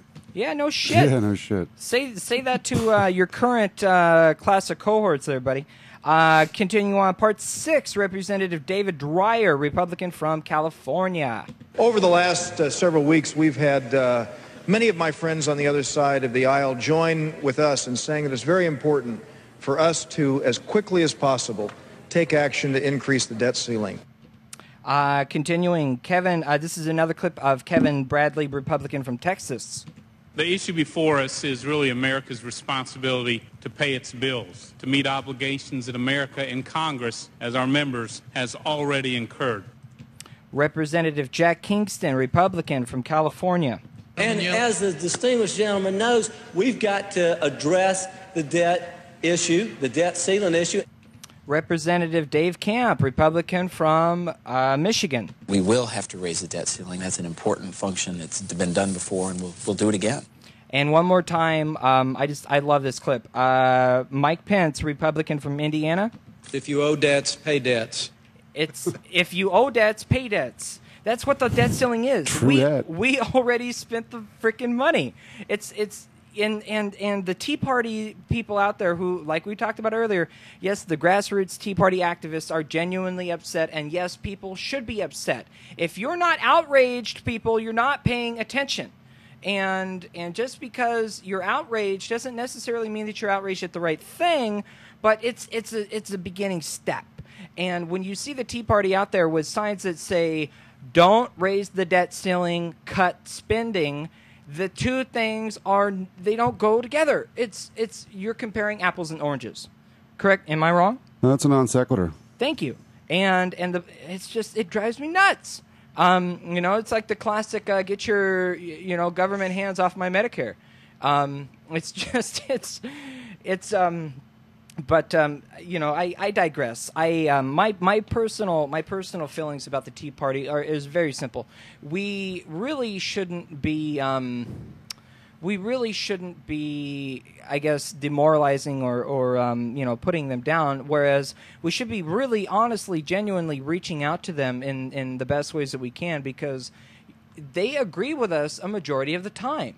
They just don't know it. They just don't know it. And if they knew it, I mean, can you imagine? Am I into like some kind of dream fantasy land that I need to? Well, you have to find common ground. Well, the thing is, whenever the poor does mobilize, it's viewed as a lot more scarier, and it's instantly attacked by the, by the elite. We saw that going on with Acorn, where Acorn was suddenly transformed into some weird, bizarre, like sex trafficking industry when really it was one employee making a mistake. We see that all the time with Planned Parenthood, where one employee doesn't quite handle the situation as they should, so therefore, the entire system is corrupt. And it just seems that whenever the poor do mobilize, whenever we have like the Black Panthers, or whenever we have some organization of those who are not quite part of the typical power structure, people just sort of flip their shit. It's like that promo I played coming back. It's that long-haired goobity-gook. It's Well, it goes back to what we were saying earlier. I mean, you have to have everything. I mean, you really have to throw everything at the wall and see what sticks. And in doing so, you have to have people work within the established institutions, and those working from without. Now, the problem is those working from without established institutions will be marginalized, will be ridiculed, will be made to seem as if they're crazy. They don't represent anybody, and who are they anyway? Because they don't serve the interest of the multimedias. They don't serve the interest of anybody who makes any kind of real money in this society. And so you're really not going to have a national resistance movement, because you're not going to have some sort of national forum for people to all come together and coalesce around. So really all resistance is local. Now, I think that's an interesting point. I want to talk to you, Scott, about that, because I've been on the other shows here on RadioOrNot.com. I've been on Left and Dixie with the Left Neck Chick Wednesday nights. Hey, Danielle. So much fun hanging out with you and Shane. And Rain. Hey, Rain. I know you're out there listening. Love you, Rain. Many more good times to come. I've been on Danielle's show. I've been on Kenny's show. I've been on Shane's show. And I've brought this up to them, which I kind of did without your permission or telling you. But I talked about the movement that you were telling me about. This big, like, over-encompassing, just very general, very basic, very simple movement that could encapsulate everyone over, generally speaking. Well, I'm speaking in historical context. But if we want to make some kind of change, if we want to see real change, it's going to come from the bottom up. It's not going to come from the top down, because the top is so fucked that, that's why the bottom is increasing. That's Well, we're all going to be there together at some point sooner or later. It's just a matter of how long we want to wait before we do anything about it. Exactly, that's a good point. I think it's Derek Jensen who has the quote that the only society that's sustainable is the Stone Age. Yeah, and we'll be there again sometime. And we'll be there again sometime. So everything is cyclical, and it goes back to the Paul Krugman clip that we played earlier. Are we going to give the Republicans 90% of what they want or 100% of what they want? And right now, U.S. politics is just a reality show sponsored by Wall Street. That's a Matt Taibbi quote. Oh my goodness, and that's the whole point of shows like this that I'm trying to do. That's independent progressive media. I'm not controlled. I'm not getting paid by anybody to say this. I could say whatever I want. Granted, I do have to face the consequences of that. But well, you mentioned Derek Jensen too, and one of his quotes that I like the most is, "The task of an activist is not to navigate systems of repressive authority with as much integrity as possible. The task of an activist is to take down systems of repressive authority." Exactly. And that's something that really, you say that to people and they're like, I don't want to go to jail. Right. Right. It's it goes back to like Chris Hedges. I know we opened the show with a Chris Hedges opening, which it's pretty heavy, pretty deep, but I love Chris. He's he's prophetic. He's so brilliant. He's also a Harvard grad like our president. Going back to Chris, he chained himself to the White House fence and got arrested protesting the wars. Yeah, him and 131 Iraqi and Afghanistan war veterans, as well as Vietnam War veterans. And it's going to take acts like that. It's going to take us getting out in the streets. It's going to take the bottom-up revolution. I get so.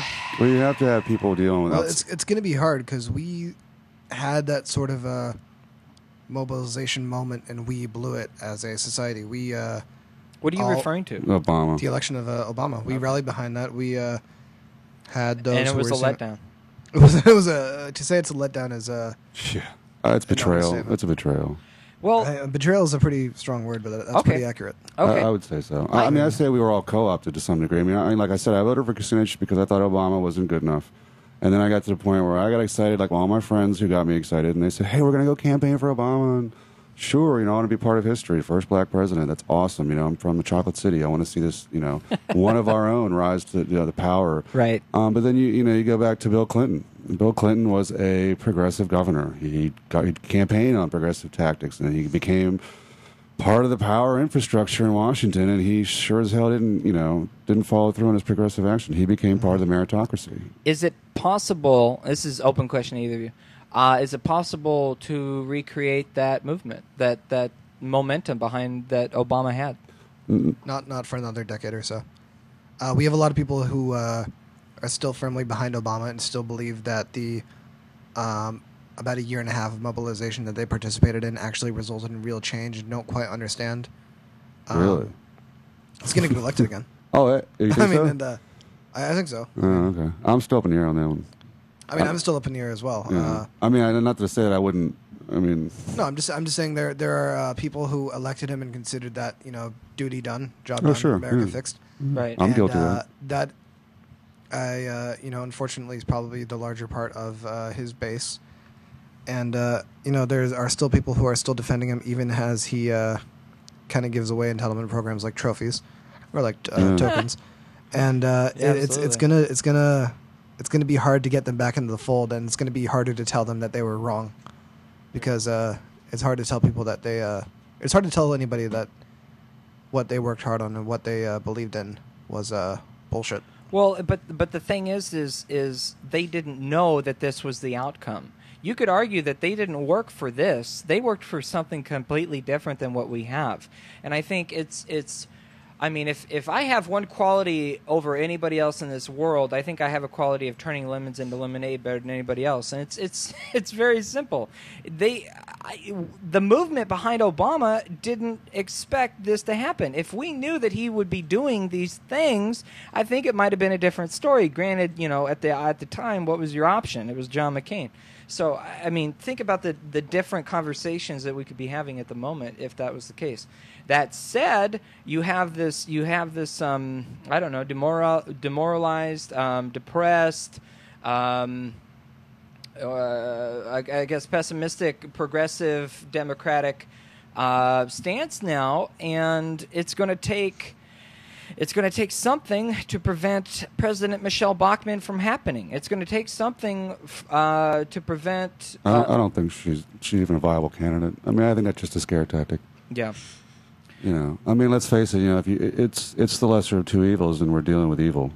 We're not dealing with obviously the best for the job. We're dealing with what's the worst we could do. Sarah Palin was almost our vice presidential candidate, or was almost our vice president. So I'm convinced she's the reason McCain lost. Because he was leading the polls before he nominated her. Well, no, it just goes back to the old quote. Nobody's ever lost a bet betting against the stupidity of the American people.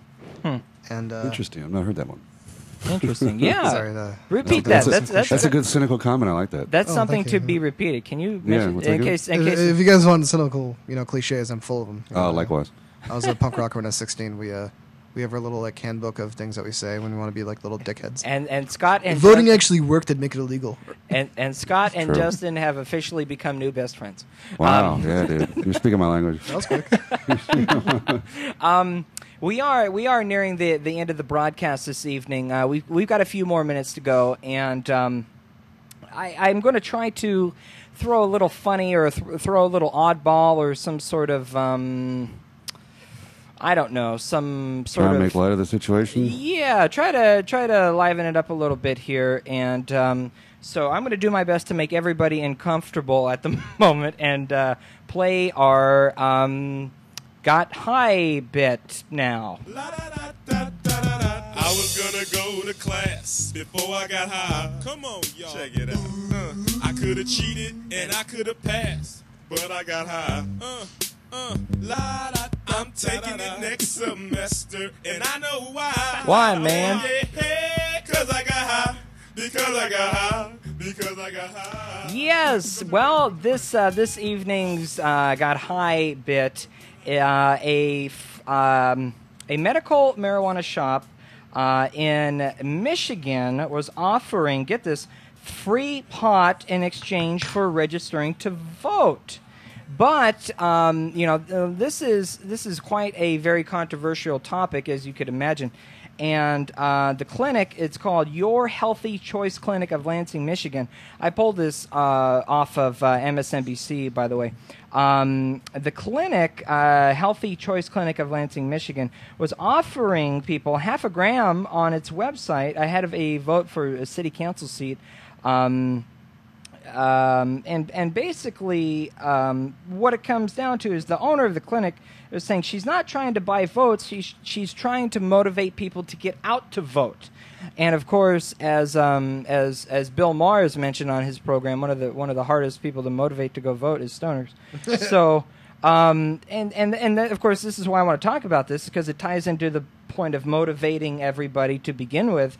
But it was just it was a little stunt like that, and of course now they're being the city's investigating them. All these people are investigating them. They they potentially could shut down the clinic. They've removed all of the that offer and everything from their websites and everything. And they were contacted by MSNBC for comment. They of course said no comment. And it's frustrating to me that it has to come down to things like that to get people to come out and vote. You should, voting is the very basic, civil duty to begin with. Well, first of all, if that's illegal, then Krispy Kremes should also be in some legal hot water. Right. Because in 2008, them and Starbucks had those, promotions, Krispy Kreme in particular, where if you come in wearing your I voted sticker, you get the special patriotic red, white, and blue donut. Right. And, arguably Krispy Kreme's is a lot more dangerous than pot, so they should be held to the same standard. Definitely more detrimental. Well, it's like, it's and everybody who was prosecuting the clinic in Michigan was saying, oh, you're trying to get people to vote Democratic. You're trying to get, the liberals to vote liberal. No, that's not the case. They're trying to get people to vote in general. Gosh, and really, just the idea that stoners are now Democrats is such bullshit. Because look at Ron Paul. Ron Paul attracted Rand Paul. I'm talking about Ron Paul. Both of them, Aqua Buddha. To a greater extent, Ron Paul, with his support for ending the drug war and ending the Iraq war, kind of seduced a whole generation of progressives and a whole generation of hippies and good left-leaning kids into the weird, creepy libertarian world. Real quick before we say goodnight, I want to play this real quick. This is a clip. Paul Weyrich speaking to a group of Christian Republicans on why he doesn't want you to go to the polls to vote. Now, many of our Christians have what I call the goo-goo syndrome. Good government. They want everybody to vote. I don't want everybody to vote. Elections are not won by a majority of people. They never have been from the beginning of our country, and they are not now. As a matter of fact, our leverage in the elections, quite candidly, goes up as the voting populace goes down. And what he's saying there is, it's very plain and simple. We don't want a majority of the people to vote because the majority of the people agree with progressives. That's why I keep mentioning that we need to be reaching out to the Tea Party. We need to be reaching out to the other side and doing everything that we can to, motivate us and get us out there. But unfortunately, we are nearing the end of the program. We are all out of time for this fantastic first episode of Filter Free Radio with me, Jacob Dean, and I hope you had as much of a fun time as I had. I want to thank my fantastic co-host, Skeptical Scott. Scott, thanks for coming on, bud. Word. And right back at you. And our news master, Justin. No, it's cool. We'll work on that. It was great to be here. Thank you. We'll come up with a much better. Thanks a lot, man. We'll come up with a much better something for you, man. It's cool, man. It's cool. I do have to pay the bills really quick and say thank you very much to www.danosongs.com, to mosshenry.com, and to Crowned Records. That's CROWNDRECORDS.com. Thank you so much to Nicole Sandler for lending me out her Ustream home, radioornot.com on Monday nights. I'm Jacob Dean. Go find us on Facebook and Twitter, and we will see you next time. This is it. There's a time when the operation of the machine becomes so odious, makes you so sick at heart that you can't take part. You can't even passively take part. And you've got to put your bodies upon the gears and upon the wheels, upon the levers, upon all the apparatus, and you've got to make it stop.